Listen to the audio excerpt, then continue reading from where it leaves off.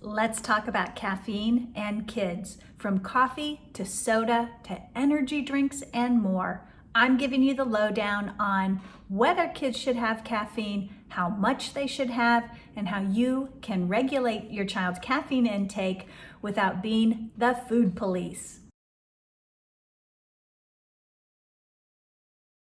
Did you know that about 75% of children consume some source of caffeine nearly every day?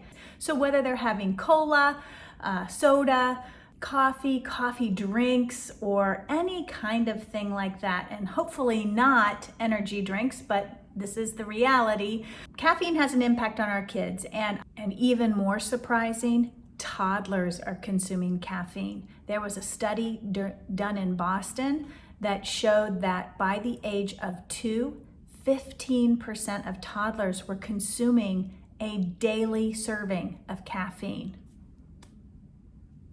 Surprisingly, the FDA has not set a level that is considered safe or even toxic for children when it comes to caffeine. But other organizations centered around children's health, like the American Academy of Pediatrics, says that caffeine has no place in a child's diet.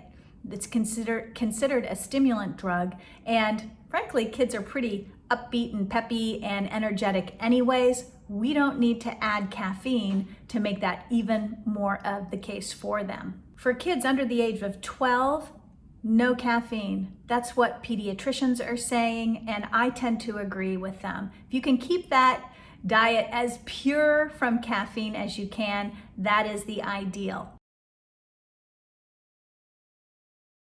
For children who are older than 12 years old, a maximum of 85 to 100 milligrams of caffeine per day is the upper limit that's recommended by the American Academy of Pediatrics.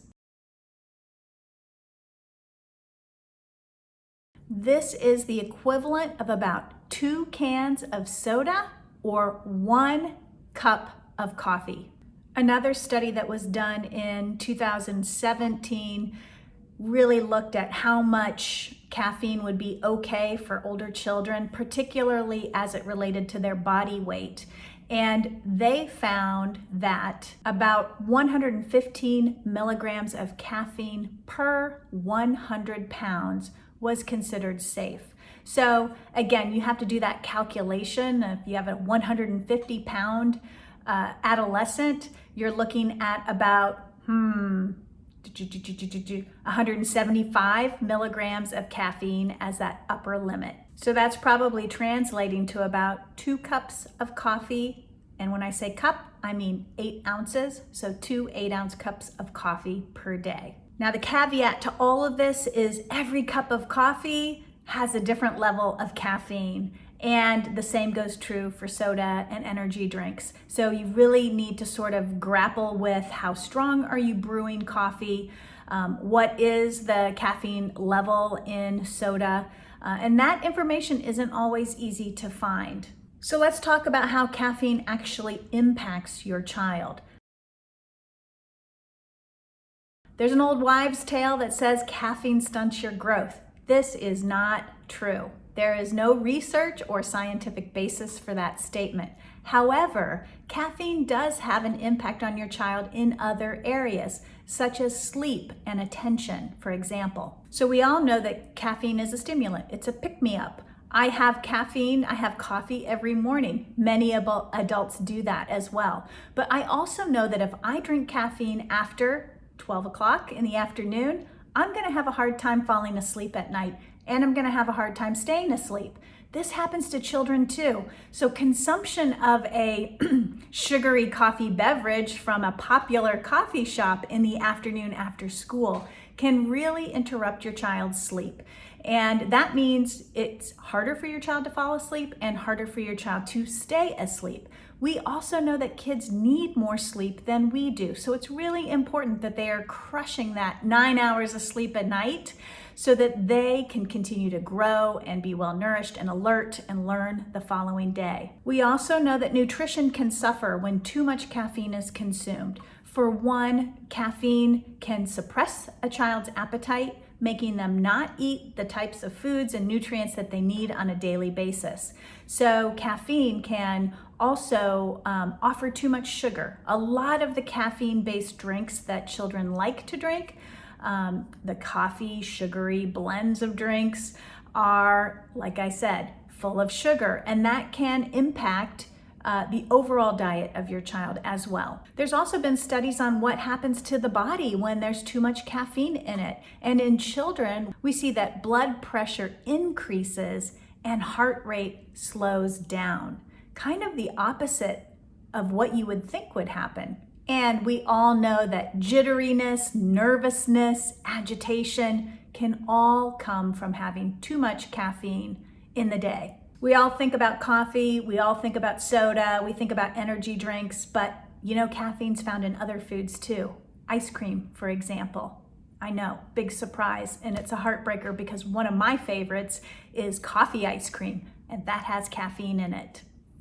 Chocolate, hot chocolate, cold, hard chocolate, like chocolate chip cookies or a chocolate bar, also has caffeine. So when we're thinking about caffeine, we're not just sitting back and saying, oh, my child never has soda and they never drink coffee. Most kids are consuming chocolate and ice cream and things of that nature, and it's the totality of the foods that contribute caffeine that has the impact that we're talking about related to caffeine on your child. So here's the takeaway. Some parents think it's no big deal to let their toddler sip their iced latte. I think it is a big deal. I don't think toddlers should be having caffeine. I don't think young children should be having sources of caffeine. I do believe all foods fit, but there is a time and a place during childhood where those foods can fit in. Young toddlers and preschoolers and young children in school should have a very healthy, nutritious, nutrient-rich diet. They should not be having foods that contain caffeine that potentially crowd out those important nutrients in their diet or interfere with their required sleep so that they can grow and develop in a manner in which they're supposed to. I think as children get older, it's kind of inevitable that caffeine will sort of find its way into their diets. As parents, it's important for us to understand where the limits are that allow that to be a healthy component of the diet and not let it take over the diet or become too prominent in the diet. And this admittedly gets harder as your child gets older and gets more independent, particularly with teenagers. So I just would say to you, know the limits, and we talked about that.